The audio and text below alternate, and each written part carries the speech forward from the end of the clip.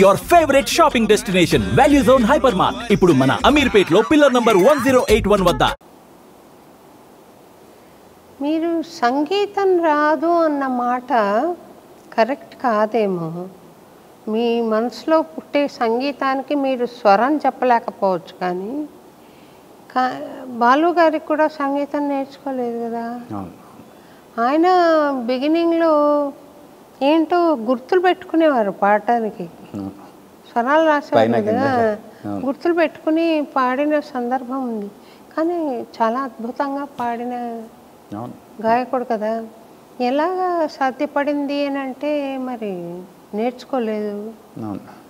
నేర్చుకోవడం అనేది ఉన్న టాలెంట్కి ఒక సిస్టమ్ చేయడం, ఒక గ్రూవ్ చేయడం, ఒక పద్ధతిని ఇవ్వడం, అంతే తప్ప నేర్చుకోనంత మాత్రాన టాలెంట్కి డెప్త్ ఉండదండి.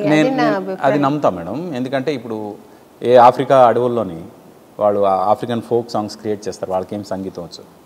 అలాగే నేను కూడా అడవుల్లోంచి పుట్టొచ్చాను, అలాగే ఫీల్ అవుతాను నేను. బట్ ఇప్పుడు ఏంటంటే టెక్నికల్గా పలానా రాగంలో ఇది ఉంది, పలానా స్వరాలు ఇవి అని చెప్తారు కదా, అవి నాకు రాదు. అంతే, నేను ట్యూన్ పాడి ఇదే స్వరాలు చెప్పండి అని ఆ స్వరాలు పాడించేస్తాను. పలానా రాగము ఫలానా స్వరము అనేది అది శాస్త్రీయ సంగీత పరంగా ఉంటుంది అది. కానీ క్రియేటివ్ మ్యూజిక్ ఉంది, అది ఆల్టుగెదర్ డిఫరెంట్ కదా.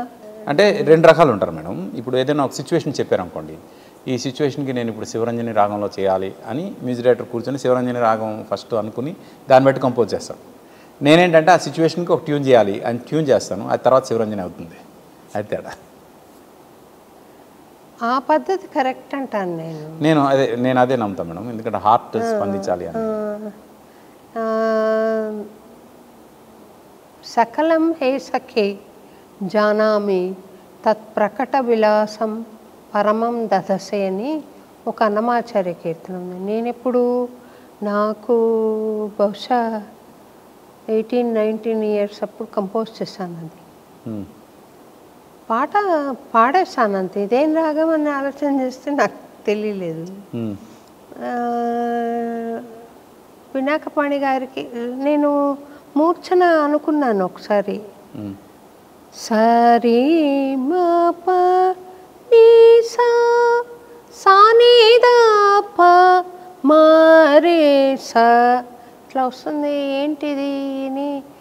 ఇది కర్ణాటకలో ఉందా నాకు తెలీదు అని పినాకపాణి గారు మా గురువు గారు ఇంటికి వచ్చారు. నాకు పినాకపాణి గారు అంకుల్ అని పిలిచేదాన్ని. నాకు ఈ మూర్ఛన కర్ణాటక మ్యూజిక్లో ఉందా అంకుల్ అని అడిగారు. ఇది కర్ణాటకలో లేదు హిందుస్థానీ లేదు అంటే నేను దానికి విధుమణి అని పేరు పెట్టాను. విధుమణి అంటే ఆ పాటలో వస్తుంది ఆ మాట. విధుమణి అంటే నెలవంక. ఆ ఎఫెక్ట్ కూడా అలాగే ఉంది అని నేను విధుమణిని పెట్టాను. పెట్టిన తర్వాత మా పెద్దక్క హిందుస్థానీ మ్యూజిషియన్ అనమాట, తను చెప్పింది శుద్ధ సారంగ్ అంటారు హిందుస్థానీలో అని. సో నాకు తెలిసి భావానుగుణంగా పాడేస్తాము, అది ఏదో రాగంలో కూర్చోవాలి.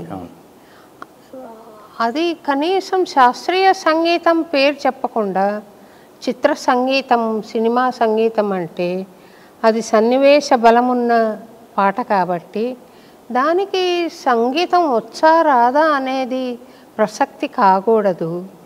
మనం గూడ్స్ డెలివర్ చేసామా లేదా, ఆ సన్నివేశానికి సరిగ్గా పాటను ఇచ్చామా లేదా, సరిగ్గా పాడామా లేదా అనేదే ఉండాలి తప్ప.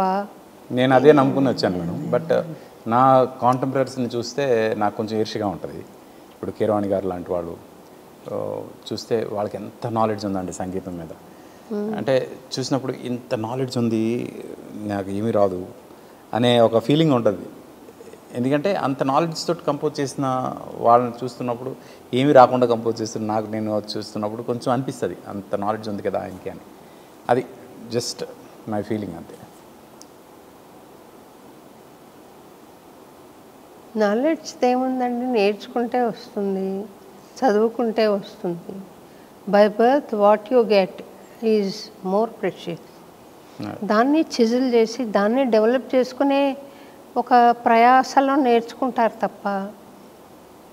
Knowledge of music and wisdom of music. ప్రస్తుతం ఆ విజ్డమ్ ఉంది అని నా ఫీలింగ్. నాలెడ్జ్ ఉన్నా లేకపోయినా. నేను చాలా చక్కటి పాటలు చేశారు నాకు గుర్తుంది. మీ పాటలు చిన్నప్పుడు చాలా విని పెరిగాను మేడం ఫ్రాంక్గా. చాలా అంటే చాలా. బ్రహ్మ కడిగిన పాదము, ఆకటి వేళల, అసలు ఆలాపు ఉంటుంది చూడండి, హరి హరి. అది విన్నప్పుడల్లా నాకు వెంట్రుకలు నెక్కి పొడుచుకుంటాయి చిన్నప్పటి నుంచి. ఎంత బాగుంటుందో. మీరందరూ మా గురువులు ఫ్రాంక్గా. అది అదే రాగంలో గాలినే పోయే కలకాలము అని ఒకటి నా ఫస్ట్ ఆల్బంలో ఒక పాట ఉంది. అందులో కూడా హరి అని ఆలాపన వస్తుంది. అది యథాతథంగా మాతృదేవో భవ అనే సినిమాలో పెట్టారు. చిత్ర పాడింది. హరి అనే అంటుంది తను కూడా. తను కూడా. ఆ తర్వాత ఒకటి ఫోక్ మ్యూజిక్ చేశాను. అల్లో నేరెళ్ళో అనే పాట. తొట్ట తొట్ట కన్నుల దొరికెట్టి నీళ్ళ చిట్టి పొట్టి అల్లుకల చిరునగవే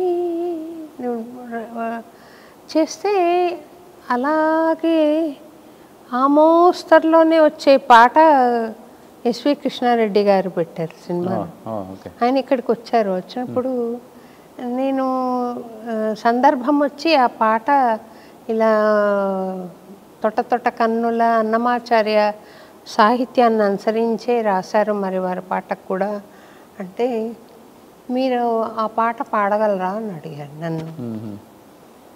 నాకు గుర్తు లేదండి అంటే, మా పాటలు మర్చిపోతారు, మీ పాట గుర్తుంది కదా అన్నారు.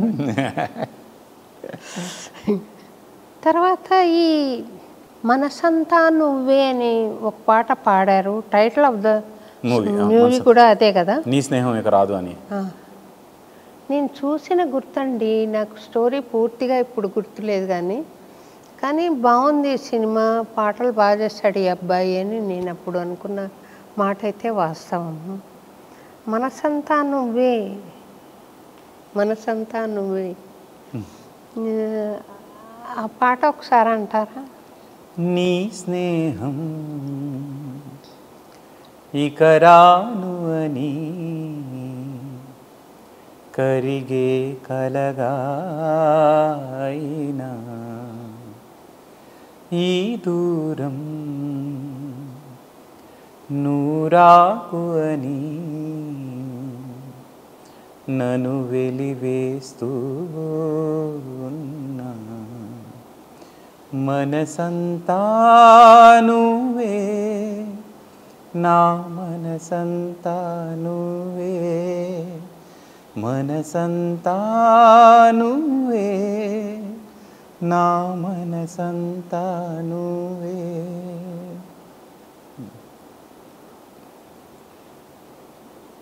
ఆ అమ్మాయి ఎవరో కొత్త అమ్మాయి వేసింది కదా, రీమా సేన్ మేడం. అమ్మాయి ఇది సెకండ్ ఫిల్మ్, ఫస్ట్ చిత్రం చేసింది, చిత్రం తర్వాత బాగా మంచి సినిమా. శ్రీరామ్ గారా దీనిగా మనసంతా ఆదిత్య, విఎన్ ఆదిత్య. ఆదిత్య, మీరు లౌక్యం అనే పదానికి వాల్యూ ఎంత ఇస్తారు? లౌక్యం అనే పదానికి అస్సలే ఇవ్వను మేడం. ఇవ్వరా? నాకు తెలియదు అసలు లౌక్యం. మనసులో ఉన్నది ఎట్టి పరిస్థితిలో చెప్పేయాలనే ఫీలింగ్లోనే ఉంటాను. లౌక్యం ఇక్కడ ఈ మాట చెప్పొచ్చా, ఇక్కడ ఈ మాట చెప్పకూడదా అని నాకు తెలియదు.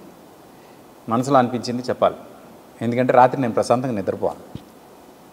అది సినిమా ఫీల్డ్కి సూట్ అవ్వదేమో కదా. నాకు అనవసరం అలాంటప్పుడు. అంటే ఫస్ట్ ఏంటంటే మనల్ని మనం మోసం చేసుకుని బతకూడదు. లౌక్యం అనే పేరుతోటి ఏదో అబద్ధాలు ఆడుతూ ఒకరిని మెప్పించే ప్రయత్నం చేయడం అనేది నా వల్ల కాదు. మనం ప్యూర్గా ఉందాం, మనం కరెక్ట్గా ఉందాం, మనకు అనిపించింది మనం చెప్దాం. అవతల వాళ్ళు తప్పు చేస్తే తప్పు అని చెప్దాం, మంచి చేస్తే మంచి అని చెప్దాం. అంతేగాని వాళ్ళు తప్పు చేసినా మీరు మంచి అండి, మీరు సూపర్ అండి అని చెప్తే నాకు రాత్రి నిద్ర పడదు. నైట్ 10:30 అయితే నిద్రపోతాను మేడం. ఎట్టి పరిస్థితిలో 4:30కి లేస్తాను. ఈ నిద్ర మాత్రం పర్ఫెక్ట్గా ఉంటుంది అది. నేను కనుక 9:30 to 4:30. 4:30కి నిద్ర లేస్తే అక్కడ నుంచి ఇంకా డే స్టార్ట్ అవుతుంది. మళ్ళీ 10:30 వరకు నేను ఏమీ ఉండదు, నిద్రపోయే అవకాశం ఉండదు.